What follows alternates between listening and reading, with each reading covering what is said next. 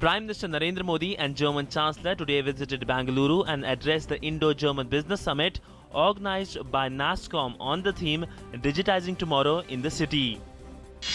Addressing the Indo-German Business Summit in Bengaluru, Prime Minister Narendra Modi said that at a time of global slowdown, India is a bright spot for investment.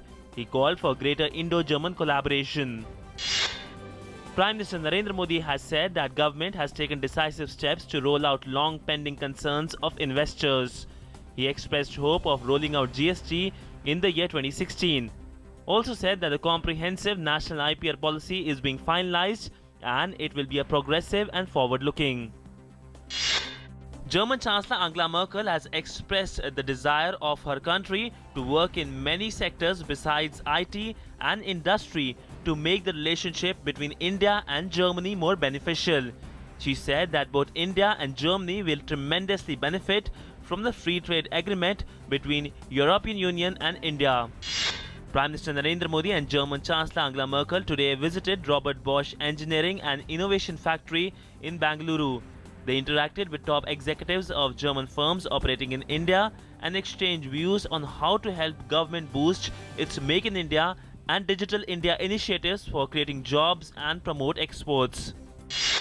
A Make in India line, a memento made by Bosch Vocational Center, was presented by Bosch staff to Prime Minister Narendra Modi and German Chancellor Angela Merkel.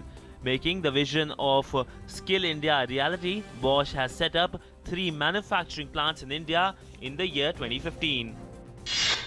Minister of State for Home Affairs Kiren Rijiju today met with Sweden's State Secretary to the Minister of Home Affairs, Ambassador of Sweden to India and Deputy Head of Mission, Embassy of Sweden.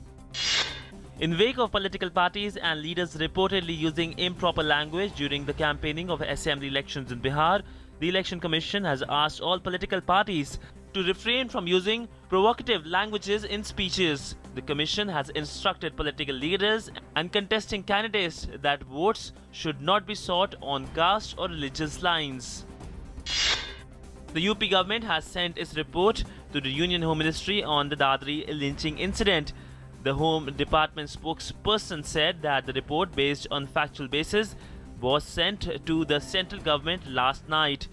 He, however, declined to divulge the contents of the report. Union Finance Minister Arun Jaitley has said that goods and services tax, the GST tax, is the top priority of the government. Delivering a lecture at the Columbia University in the United States, the Finance Minister said that the problem of domestic black money can be addressed by rationalizing taxes and bringing more people under the banking net, besides some other measures. Addressing the media on the sidelines of a lecture at Columbia University in New York, Union Finance Minister Arun Jaitley condemned the Dadri incident and said it is the responsibility of every Indian to stay clear of unfortunate and condemnable incidents like these. In Iraq, over 60 people have been killed in series of car bomb attacks across the nation. The largest bombing took place in Dalia province, where at least 40 people were killed in an attack when the car bomb tore through a commercial street. The US, Japan and 10 other Pacific Rim countries have signed a sweeping trade agreement that covers about 40% of the world economy. The Trans-Pacific Partnership Agreement will create a new economic bloc with reduced trade barriers between the 12 countries. NATO has urged Russia to end airstrikes on the Syrian opposition and civilians days after Moscow began raids to support Syria's government. Moscow has said that it is targeting Islamic State and other Islamist positions, but US-led allies and Turkey has said that government opponents are also targeted. The markets closed in green today. Oil and gas and metal stocks led the gains following an overnight bounce in global commodity prices.